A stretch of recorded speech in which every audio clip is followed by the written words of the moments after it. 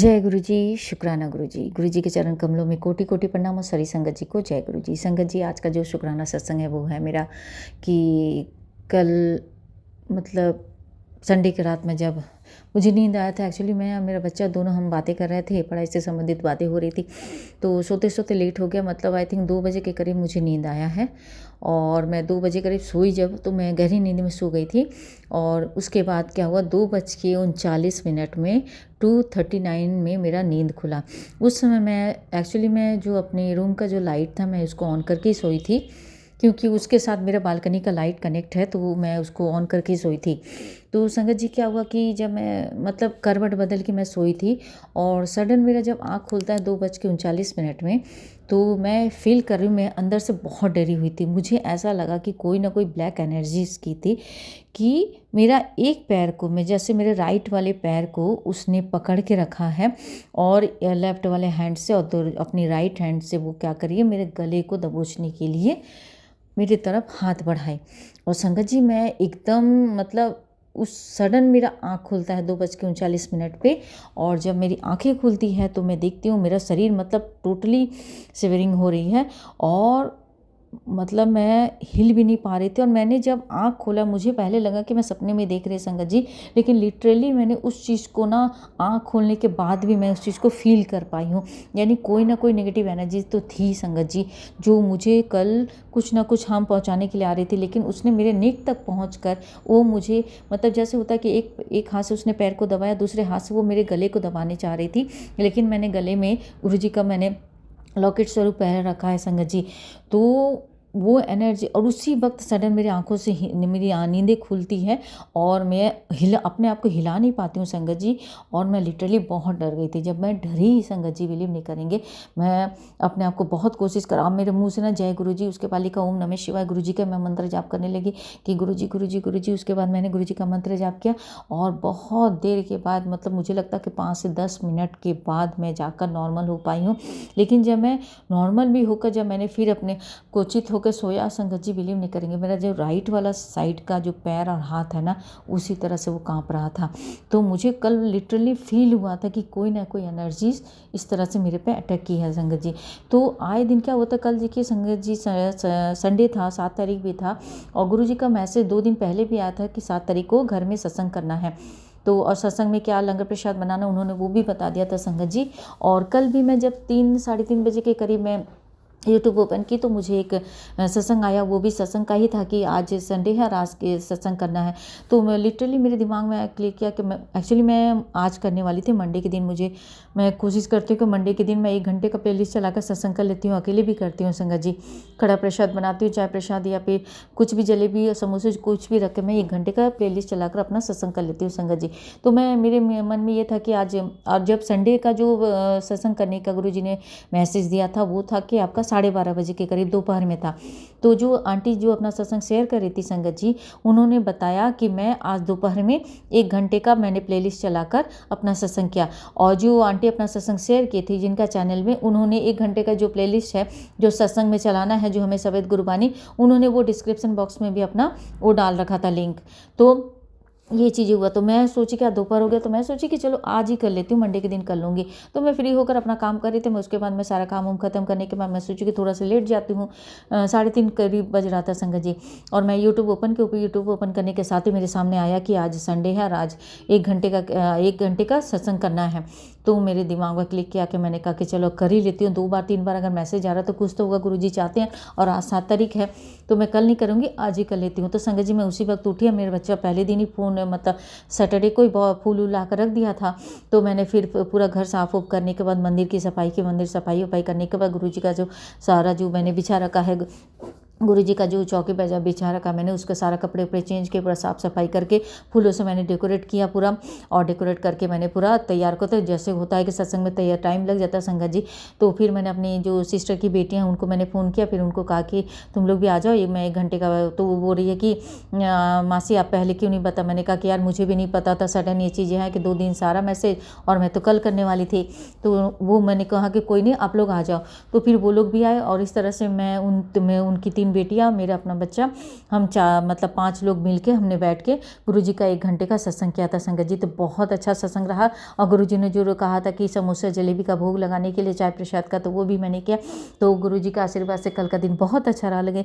लेकिन मुझे नहीं पता था संगत जी, और एक्चुअली क्या होता है संगत जी कि हर दिन मैं सोने जाने से पहले गुरुजी का जल प्रसाद को घर में पूरा छिड़काव करती हूँ, और जो बाती जलने के बाद जो बच जाता है उस बाती को मैं उठा कर रख लेती हूँ, और हर रात को मैं क्या करती हूँ उसमें लौंग और कपूर डाल के जला के मैं पूरे घर में उसका धुआं कर देती हूँ संगत जी। तो कल क्या हुआ कि पता नहीं कि मैं सोने गई तो मैं एक तो लेट भी हो गया था, फिर मेरे मन में है ना कि आज तो मैंने सत्संग किया है तो ऐसा तो कुछ होगा नहीं, तो मेरे मन में था कि आज नहीं करूँगी तो भी चल जाएगा। लेकिन संगत जी देखिए कल मैंने वो कुछ भी नहीं किया, वैसे कि मैं कपूर और लौंग जला के, क्योंकि घर में सत्संग किया तो गुरुजी एक पॉजिटिविटी तो होती ही है।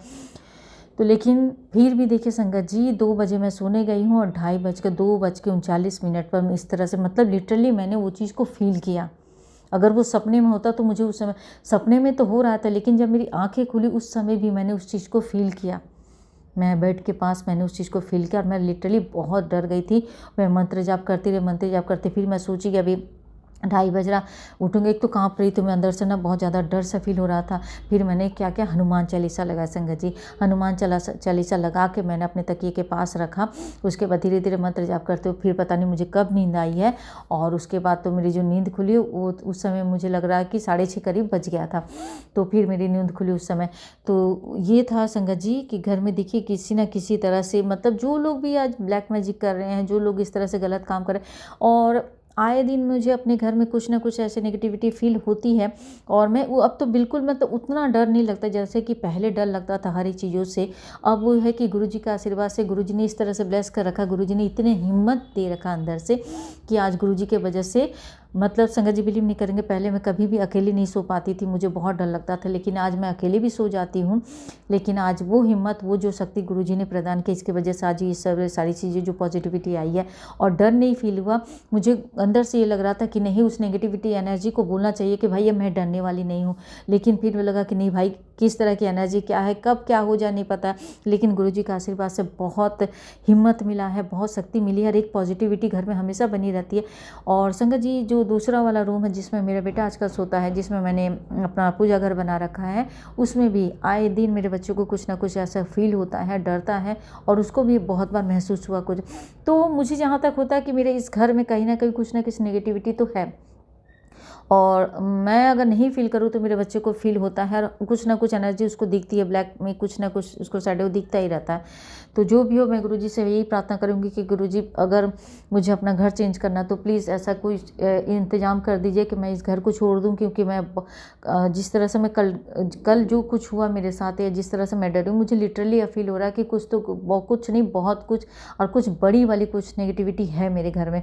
क्योंकि इतना सारा सोचिए संगत जी, मैं दिन रात पूजा करती हूँ, सुबह भी जल का छिड़काव करती हूँ, हवन करती हूँ। हवन में गुरुजी ने जो बताया वो हर दिन सुबह मैं हवन करती हूँ, रात के शाम के टाइम में मैं लौंग और उसके बाद कपूर वपूर जलाती रहती हूँ। इतना कुछ करने के बाद, और ये है कि ब्लैक मैजिक से संबंधित गुरुपा ने इतने सारे सत्संग सुनाए हैं, यहाँ तक कि अपनी संगत जी तो है कि अपने लोग तो हैं, अपने परिवार वाले, अपने लोग, मायके ससुराल सारे लोग हैं जिनके चेहरे गुरुजी ने दिखाए हैं। इसके बावजूद भी संगत जी बिलीव नहीं करेंगे, जो आपके पड़ोसी का जो, हाँ, सामने से मैं पहले तो मैंने बहुत बार मैसेज आता था कि तेरे पड़ोसी तेरे से ये करते, तेरे से जलते हैं, उनको तेरी खुशियों से, तो मैं इस चीज़ को इग्नोर करती थी संगत जी। लेकिन लिटरली मैंने उस चीज़ को फील किया, और मेरी एक आदत है कि जब तक मैं चीज़ों को देख ना लूँ, मेरे साथ प्रैक्टिकल नहीं होता, तब तक मेरे को मतलब विश्वास नहीं होता संगत जी। तो मैंने वो सारी चीज़ों को फील किया, मैंने देखा, तब जाकर मुझे लगा कि नहीं, कुछ ना कुछ तो गड़बड़ है संगत जी। उसके बाद मैंने अपने बेटे को कहा कि हम, जो मेरा मेन गेट है,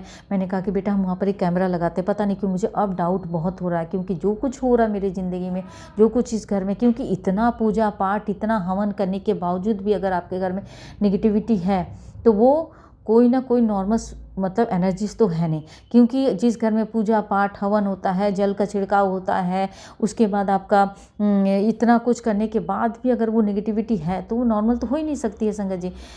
तो ये है, मैं ये था कि मैं आज अपने सत्संग के माध्यम से अपनी संगत तक पहुँचाऊँ। मैं कल एक्चुअली क्या हुआ था, शाम को मैं सोची कि अपना सत्संग शेयर करूँ, क्योंकि ये जो सत्संग मैंने किया गुरुजी के आशीर्वाद से, कल जो 7 तारीख का जो गुरुजी ने 1 घंटे का प्लेलिस्ट चलाकर सत्संग करवाया था, उसको मैं अपनी संगत तक पहुँचाना चाहती थी कि कोई भी संगत अगर इस तरह से मैसेज आए तो आप इस मतलब जो भी मैसेज आपके पास आ रहा है, जो भी सत्संग आपके पास आ रहा है, वो आपके लिए ही होता है।